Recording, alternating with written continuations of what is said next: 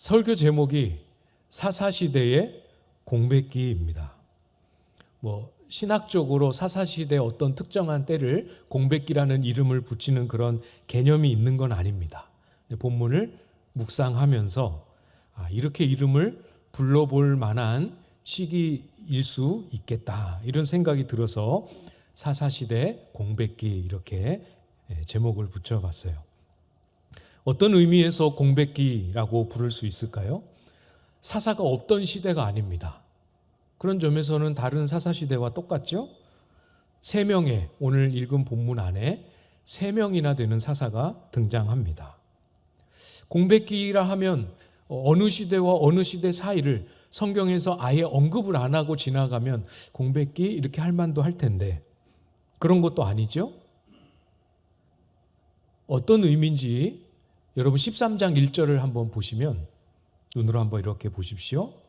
사사기에 공통된 패턴과 특징이 있습니다. 이스라엘이 하나님 앞에 범죄하고, 그 범죄한 이스라엘을 하나님이 다루시기 위해서 이스라엘을 압제하는 다른 나라의 손에 이스라엘을 넘기시죠. 이런 방식의 하나님의 개입하심이 항상 사사시대마다 주기적으로 있어 왔습니다. 그러나 오늘 본문에 새 사사가 등장했던 이 새 시기에는 하나님의 개입하심이 없지요. 그런 의미에서 공백기다, 이렇게 이름을 붙여봤습니다. 하나님이 이스라엘 백성들을 다른 나라의 손에 넘기지 않아도 될 만큼 이스라엘 백성들이 잘 경건하게 살았기 때문도 아니겠죠. 입산, 엘론, 그리고 압돈이라는 이 세 사람이 이스라엘의 사사로 있는 동안 하나님은 아무 말씀도 또 아무 개입도 행동도 하지 않으셨습니다. 다 합쳐보니까 25년 되더라고요. 하나님은 아무것도 하지 않으시는 공백기이지만 과연 이 25년을 지나는 동안 이스라엘 백성들은 스스로 살아왔던 이 새 사사가 거쳐간 이 시기를 어떻게 바라보고 어떻게 여기며 지나왔을까? 이것을 생각하면서 우리가 본문을 묵상해 보면 좋을 것 같습니다. 우리가 앞에서 봤던 사사가 입다였죠. 입다의 뒤를 이은 사사 입산의 행적을 기록한 9절 말씀을 보시겠습니다. 그가 아들 30명과 딸 30명을 두었더니 그가 딸들을 밖으로 시집 보냈고 아들들을 위하여는 밖에서 여자 30명을 데려왔더라. 그가 이스라엘의 사사가 된 지 7년이라. 아들 30, 딸 30입니다. 이 숫자, 이 규모 자체만 해도 우리가 과거에 살펴봤던 것처럼 사사 직분을 이스라엘을 섬기는 하나님의 부르심으로 여기지 않고 자신의 욕심과 욕구를 충족시키기 위한 권력의 수단으로 사용하는 모습을 오늘 이 본문에서도 보여주고 있지요. 앞 사사들이 보여주었던 잘못된 관습을 그대로 따라하고 있습니다. 그런데 더 나빠졌지요. 보이십니까? 어떤 점에서 더 나빠졌는지 눈에 들어오십니까? 그가 딸들을 밖으로 시집 보냈고 아들들을 위하여는 밖에서 여자 30명을 데려왔더라. 밖으로 시집을 보냈다. 그리고 밖에서 데려왔다. 무슨 의미인지 짐작이 되시지요? 이스라엘 백성들을 향하여 가나안 땅에 들어갈 때 하나님은 하지 말아야 할, 절대로 하지 말아야 할 몇 가지를 말씀하셨습니다. 그 중에 하나가 이방 민족과 절대로 결혼하지 말라고 금하셨지요. 그들과 언약도 맺지 말아라, 그들과 결혼하지 말아라, 자녀들을 이렇게 제물로 바치는 그들의 풍습을 따르지 말아라, 많은 것들을 말씀하셨던 것 중에 하나입니다. 딸을 이방으로 시집 보낸 건 몇 명인지 본문에 표현이 안 되었지만 며느리를 데려온 건 30명 전부, 아들 30이었으니까 아들을 전부 이방 여인에게 장가들게 했습니다. 앞에서 봤던 것처럼 사사라는 직분도 세속화시켜서 자기 권력을 얻는 수단으로 변질시켰습니다. 사사라는 직분을 수행하는 방식도 아주 인간적이고 세속적인 방식으로 전락을 시켰습니다.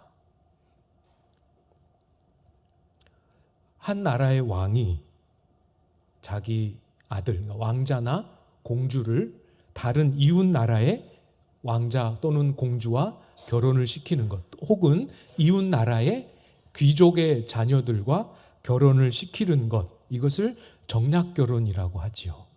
정치적인 또는 외교적인 목적을 가지고 그렇게 결혼을 시킵니다. 그래서 위험을 줄 만한 또는 친해 놓으면 좋을 만한 그런 나라의 유력한 사람들과 자신의 자녀를 결혼을 시켜 놓으면 적어도 그 나라는 이 아이들이, 이 자녀들이 살아있는 한 그 나라는 전쟁을 벌이지 않지 않겠습니까? 이런 방식으로 사사의 직무를 시행합니다. 한번 마음속으로 이게 하나님 앞에서 어떤 의미인지 한번 잘 생각해 보십시오. 우리가 꽤 오랫동안 여러 사사들을 묵상하고 지나왔습니다. 어떤 사사는 그 사사가 치리하는 동안 이스라엘이 평온했다 이렇게 기록합니다. 온니엘 사사 혹시 기억나십니까?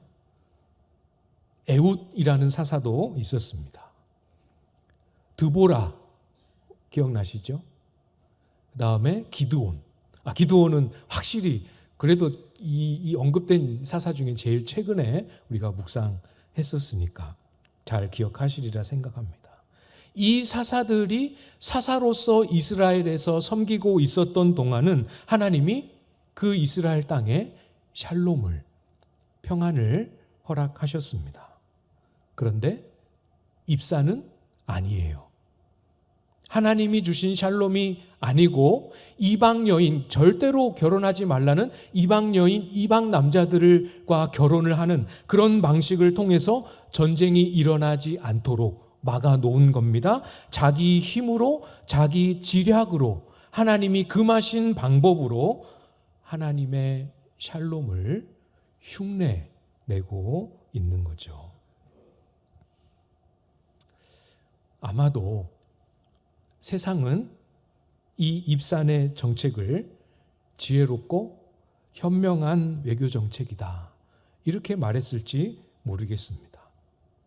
그렇게 말할 만한 요소가 없지는 않아요. 다른 사사들 아무리 훌륭하게 사사의 역할을 감당했어도 그 사사가 처음 부름받을 때는 이미 전쟁이 일어난 이후잖아요. 근데 입산이 사사로 다스렸을 때는 전쟁이 아예 일어나지 않았습니다. 입산의 정략 결혼을 통해 우리 이스라엘이 입산이 다스리는 동안에는 전쟁을 경험하지 않았다. 이렇게 후대 사람들이 평가할지도 모르겠습니다. 스스로든 주변에서 보든 그런 방식으로 전쟁을 막고 평안을 흉내냈던 이 이스라엘의 시기, 여러분은 어떻게 평가하실 수 있으시겠습니까? 성경은 우리에게 평안, 평강, 복을 약속하셨습니다. 알고 계시죠? 하나님은 우리에게 평강과 복 주시기를 매우 기뻐하십니다. 그러나 하나님이 주시기 원하시는 마음은 틀림없고 주신다 약속도 하셨지만 또 다른 말씀도 하셨죠. 성경은 우리가 평강과 복 그 자체를 위해서 살라고 말씀하시지는 않았습니다. 그렇죠. 사랑하는 여러분, 우리가 오늘 이 말씀 앞에서 이 기준을 다시 우리의 마음에 좀 더 분명하고 단단하게 세울 수 있기를 바랍니다. 우리의 기준은 평강과 복이 아닙니다. 내가 말씀을 따라서 하나님이 기뻐하시는 삶의 내용을 적극적으로 채워가고 있느냐, 이것이 기준이지요. 그러니까 조금 양극단의 예를 들어서 잠시 우리가 평강을 잃어버리고 잠시 하나님이 주신 복이 없는 것처럼 보이는 그런 인생의 시기를 지난다 할지라도 우리의 기준이 명확해서 비록 그런 어려움의 시기를 지난다 할지라도 말씀을 따르고 있는가를 자신을 돌아보고 말씀을 따르며 하나님이 기뻐하시는 선택을 위해서 이런 어려움과 불편함이 찾아왔다면 불평하지 않고 받아들일 줄 아는 믿음, 이 믿음이 되어질 수 있기를 바랍니다. 반대도 마찬가지죠. 평강과 복을 주시기 기뻐하십니다. 그래서 정말 요즘만 같았으면 앞으로 더 은혜 필요 없고 요즘만 같으면 정말 여한이 없겠다 싶을 만큼 평강과 은혜와 복이 가득한 그런 시기를 지날 때에도 그냥 삶의 환경이 너무 좋고 안정적이니까 감사하기만 한 것이 아니라 그런 과정 중에도 우리의 기준은 명확해서 내가 지금 말씀을 따라 잘 살아가고 있는가?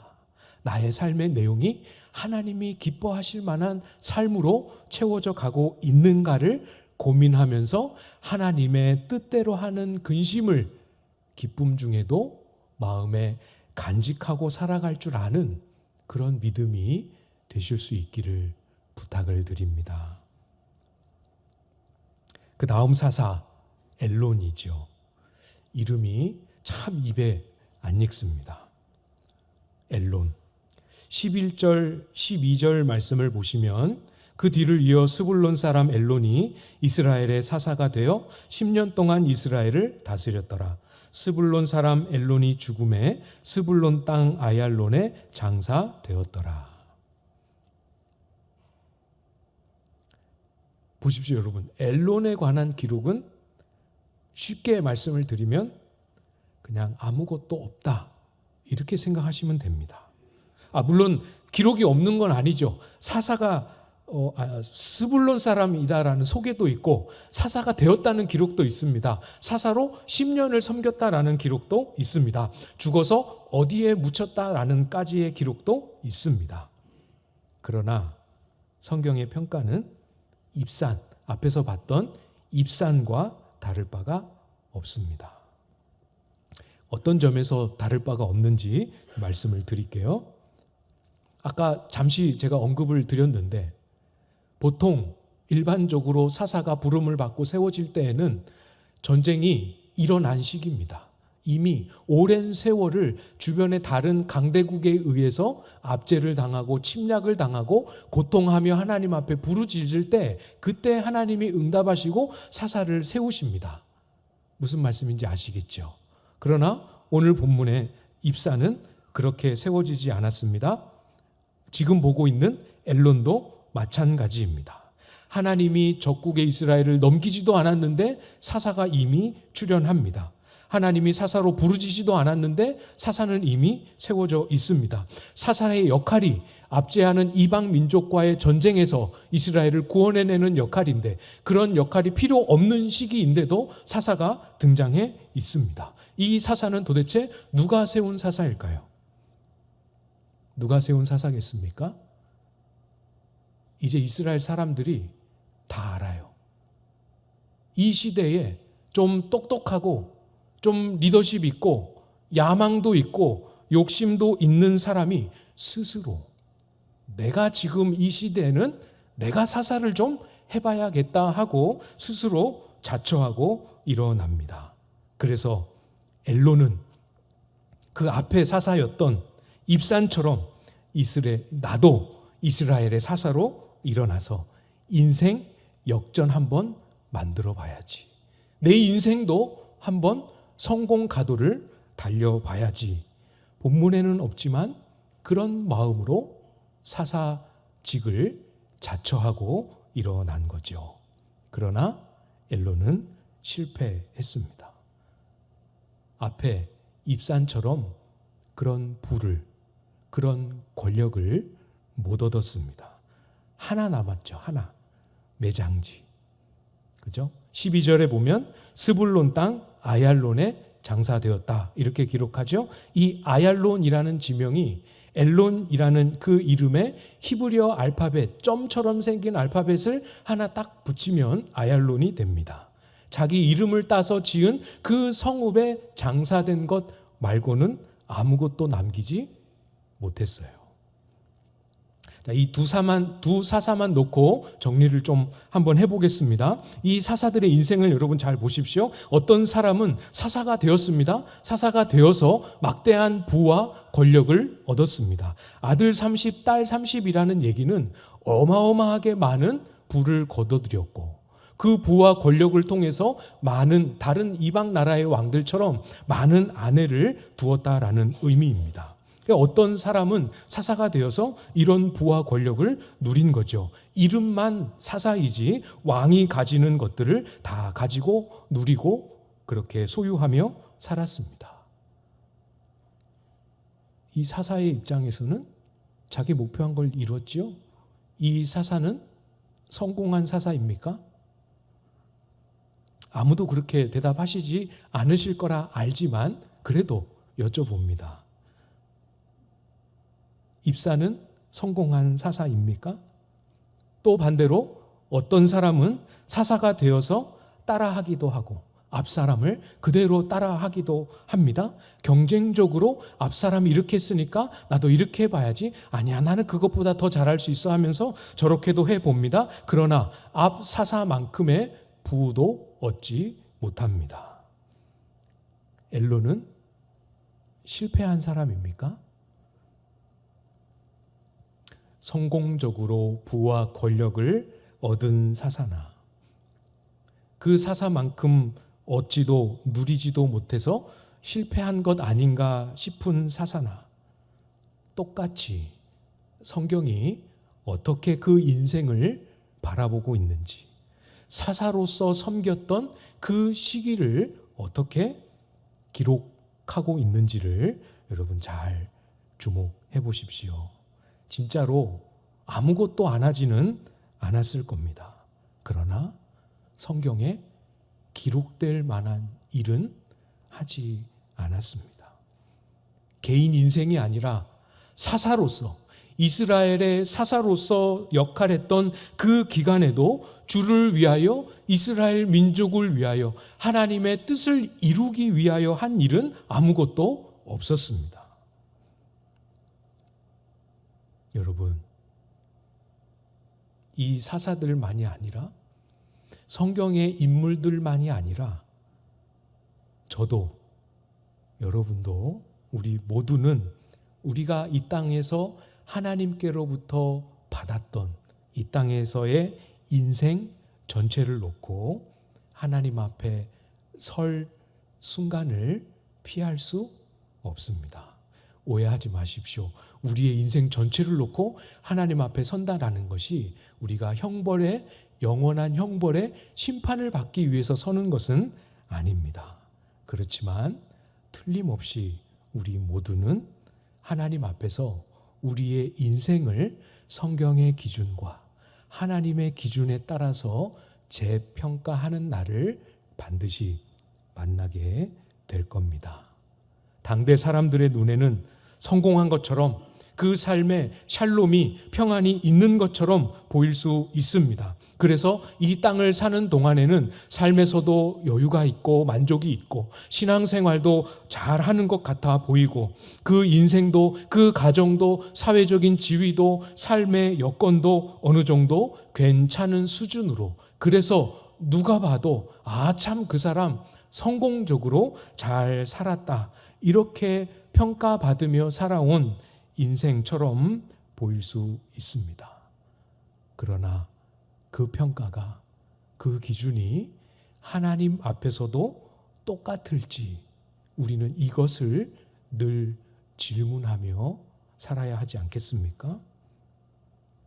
잘 산 것 같아 보이지만 주님 앞에 딱 섰을 때 이 성경에서 이미 우리에게 가르쳐 주신 그 기준을 놓고 봤을 때 주님 앞에서 한 일은 사실 없고, 주를 위해서 한 일도, 그래서 주님이 잘했다, 착하고 충성된 종아 하고 칭찬해 줄 만한 일이 하나도 없는 삶이 될 수도 있다라는 아주 이 심각하고 두려운 긴장과 경고를 우리의 마음에 간직할 수 있어야 하지요.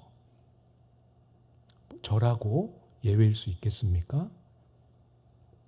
목회자로 살고 있는 제 인생, 그리고 목회의 여정, 이것이 모르겠습니다. 조금 민망하긴 하지만 여러분 보시기에 성실하기도 하고 충성스럽기도 하고 또 성도들을 사랑으로 따뜻하게 대하는 것 같기도 하는 온갖 것들이 진짜 하나님 보시고 칭찬하실 만한 것들인지, 아니면 그냥 나를 감추고 잘하고 있는 것처럼 보이도록 포장하고 있는 포장지인지는 주님 앞에 서면, 그날 주님 앞에 서면 다 드러나지 않겠습니까? 벌거벗은 것처럼 주님 앞에 서서 주님의 기준을 따라 재평가받을 날이 반드시 올 겁니다. 그렇다고 제가 게으르거나 나태하게 살지는 않아요. 많은 시간을 교회에서 보내죠. 제가 하는 대부분의 일은 교회 일입니다. 말씀을 연구하고 설교를 준비하고 성도들을 신방하는 일입니다. 그러나 그 일을 하고 있다고 다 되었다라고 말할 수 없다라는 거죠. 정말 주님 앞에 딱 섰을 때에는 그리스도로 옷 입은 일들, 그리스도를 위하였던 일들만 남고는 전부 다 벗겨지게 됩니다. 그래서 어떤 부분에 있어서는 나 스스로도 이 정도일 줄은 정말 몰랐구나 하면서 깊은 후회와 부끄러움으로 주님 앞에 서는 그런 삶의 내용도 있겠지요. 우리가 주님 앞에 섰을 때 이 일만큼은, 이 시기만큼은, 이 삶의 선택만큼은 후회하지 않을, 주님 앞에 서도 부끄럽지 않을 선택이고 그런 삶일까 한 번씩 더 고민하고, 한 번만 더 생각해보고, 한 번만 더 기도하면서 우리의 삶을 채워가실 수 있기를 부탁을 드립니다. 그렇게 하실 수 있으시지요? 이미 주님 앞에 설 날을 염두에 두고 주님이 칭찬하실 일인가 생각하면서 살아오고 계시는 분들도 많이 있으시지요? 다음 사사 압돈입니다. 압돈도 다를 바 없지요. 14절 말씀을 보시면 그에게 아들 30명과 손자 30명이 있어 어린 낙이 70마리를 탔더라. 압돈이 이스라엘의 사사가 된 지 8년이라. 바로 압사사 엘론을 비웃기라도 하듯이 보란듯이 그 이전 엘론뿐만 아니라 그 이전에 입산보다도 더 막대한 부와 권력을 자랑하고 있습니다. 보이시죠? 얼마나 더 많은지. 아들이 40으로 늘었습니다. 심지어 손자를 30명이나 두었다고 기록합니다.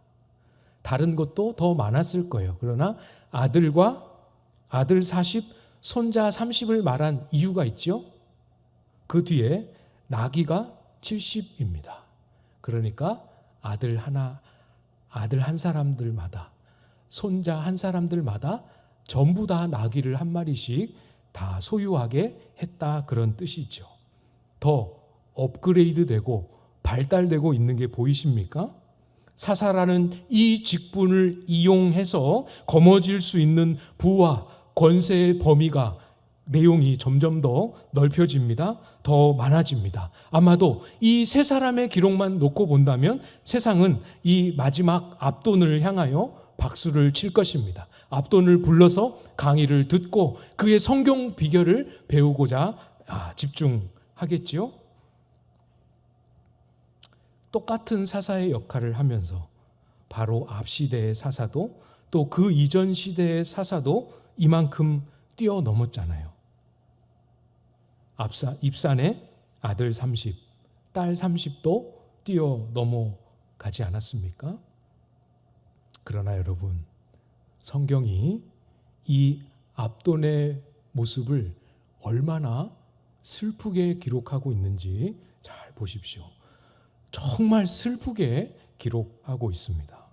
15절 말씀 우리 같이 한번 읽어볼까요? 15절 시작. 비라돈 사람 힐렐의 아들 압돈이 죽음에 에브라임 땅 아멜렉 사람의 산지 비라돈의 장사 되었더라. 압돈을 뭐라고 부르고 있습니까? 비라돈 사람 힐렐의 아들 이렇게 부르고 있습니다. 보통은 일반적으로 어느 지파 사람 이렇게 부르죠. 에브라임 사람, 스불론 사람 이렇게. 아니면 딱 이 독자들이 딱 봤을 때 이 지명은 어느 지파다라는 게 명확하다면 그 지명을 놓고 부르기도 합니다. 비라돈이 어느 지파죠? 처음 들어본 지명 아닙니까? 압돈을 이스라엘 지파 소속으로 안 불러줍니다. 사실은 명확하게 에브라임 소속의 땅이에요. 에브라임 지파의 땅이 비라돈이 그 지역에 속해 있습니다. 근데 압돈을 에브라임 사람 이렇게 안 불러요. 13절에서 이 압돈을 처음 소개할 때도 똑같습니다. 왜 그럴까요? 에브라임 땅이기는 하지만 이 비라돈은 아마도 에브라임 처음 가나안 정복하던 그 시기에 에브라임 지역에 거주하던 아말렉 사람들을 다 쫓아내지 못했거나 쫓아냈다가 다시 이들이 되찾으려는 시도에 빼앗겼거나 해서 이 비라돈은 에브라임 지경 안에 들어있기는 하지만 그 안에 누가 살고 있어요? 아말렉 사람들이 그 안에 살고 있는 지역입니다. 압돈은 그 지역 출신인 거죠. 지역만, 자기 고향만 그 지역 출신인 것이 아니라 성경이 기록된 이 내용으로 종합해 볼 때 압돈은 피는 이스라엘 사람의 혈통이었는지 모르지만 이스라엘 사람으로 에브라임 지파 사람으로서의 정체성은 다 상실하고 없었습니다. 어쩌면 옷차림도 몸의 장신구도 하고 다니는 머리 모양도 어쩌면 말투도 전부 누구처럼? 아말렉 사람처럼 그렇게 살고 있었던 거죠. 나도 사사가 되어야겠다. 내가 사사가 되면 저 사람들보다 더 많은 성공을 거둘 수 있다 하고 달려가서 정말로 많은 성공을 거두었을지 모르지만 그의 중심은, 그의 삶은 하나님의 백성으로서의 삶이 아니었습니다. 하나님 나라에 분깃이 없다라고 성경은 평가하고 있는 거죠. 정말 슬프지 않습니까?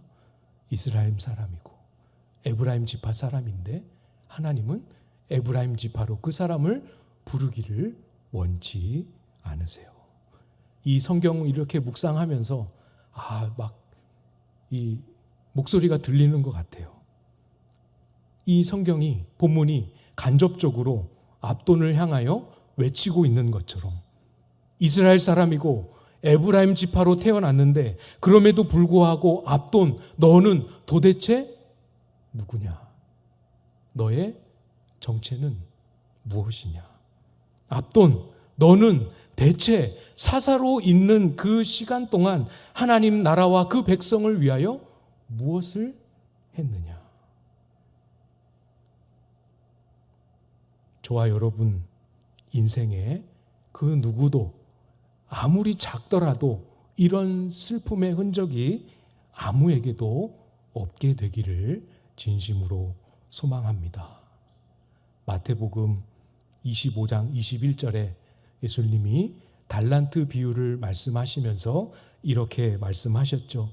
예수님의 말씀 그대로 저와 여러분에게 주님의 목소리가 들려올 수 있는 그런 삶이 되기를 기대합니다. 이렇게 말씀하셨습니다. 잘하였도다 착하고 충성된 종아, 네가 적은 일에 충성하였음에 내가 많은 것을 내게 맡기리니 내 주인의 즐거움에 참여할지어다. 잘하였다 착하고 충성된 종아. 아직 내가 그 말을 칭찬을 듣지는 못해도 들을 것을 상상만 해도 막 마음이 저만 기쁜가요? 기쁘지 않으십니까? 네가 적은 일에 충성하였음에 내가 많은 것을 너에게 맡기리니. 그 다음 잘 보십시오. 네 주인의 즐거움에 참여할지어다. 야, 얼마나 감격스럽습니까? 그죠? 주님 앞에 섰을 때 우리의 인생에 참 부족하고 연약하고 가진 것도 없고 한 것도 없다라고 그렇게 생각하고 주님 앞에 섰는데, 주님은 오히려 저와 여러분의 인생을 향하여 이렇게 칭찬하시면서 내 주인의 즐거움에 참여할지어다 이렇게 선포해 주시면 얼마나 우리의 영광이 되고 기쁨이 되겠습니까? 그런데 그게 그때 가서 주님 앞에 섰을 때만이 아니라 우리의 기도 중에 정말 힘겹게 수고와 애씀의 한 고비를 이렇게 넘어갈 때, 그럴 때마다 주님이 이 말씀으로 우리의 심령에 찾아오시고 들려주시고 말씀하시는, 그래서 이 땅을 살아가는 동안에도 이미 약속된 주인의 즐거움이 무엇인지를 소유하고 그 즐거움 때문에 우리의 삶의 힘겨움과 무거움도 넉넉히 감당해내는 그런 저와 여러분들 다 되실 수 있기를 주님의 이름으로 축복합니다.